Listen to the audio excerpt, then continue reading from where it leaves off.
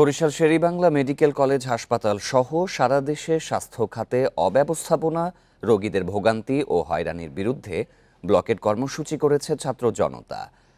Bundle থাকলে প্রতি সেনমানিতে টাকা বাঁচবে। বিকাশ সেনমানি বান্ডেল কিনে জিতুন প্রতি লেনদেনে।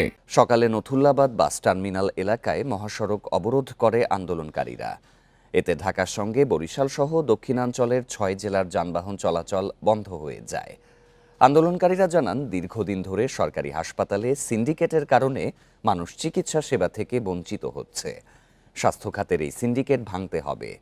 দ্রুত সমস্যার সমাধান না হলে কঠোর আন্দোলনের হুঁশিয়ারি দেন তারা।